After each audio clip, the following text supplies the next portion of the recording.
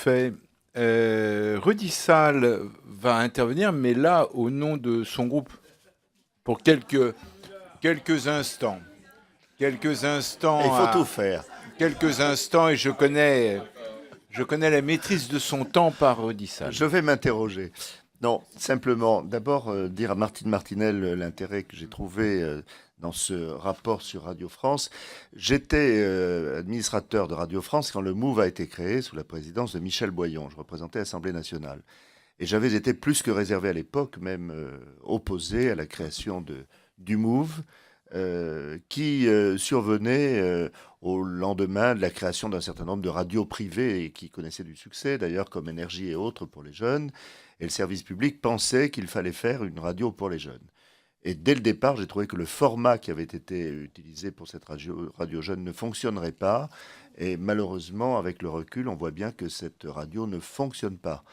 Et je regrette simplement que, mais Martine Martinel n'a pas pu le dire parce que son propos était bref, mais je pense qu'il faudrait inciter en revanche Radio France à s'intéresser encore davantage aux régions qu'elle ne le fait, parce que si le MOVE a été un échec, France Bleu a été un succès. Et je trouve que les stations locales de France Bleu ne disposent pas de suffisamment de moyens pour pouvoir faire de l'information locale de façon très professionnelle.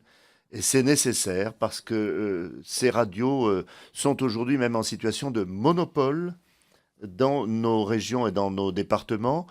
Tout ce qui était radio locale, privée, dans les années 80-90 ont aujourd'hui disparu. Elles sont dans des réseaux plutôt à dominante musicale. Et finalement, la seule source d'information locale que nous ayons en termes de radio, c'est France Bleu. Et donc j'estime que France Bleu, France Inter, Radio France, pardon, serait bien inspiré de renforcer les moyens à destination de l'information locale à travers le réseau de France Bleu, plutôt que de s'obstiner d'entretenir des radios qui ne fonctionnent pas, comme cela a été évoqué par Martine Martinel tout à l'heure. Je voudrais dire aussi à Jean-Noël Carpentier, moi-même ayant l'année dernière fait un rapport axé sur la PQR, il y a un aspect qu'on doit mettre aussi en avant, c'est que on avait consulté une étude l'année dernière qui était assez intéressante et qui montrait que les jeunes jusqu'à 20 ans ne s'informaient que par Internet et de façon extrêmement brève.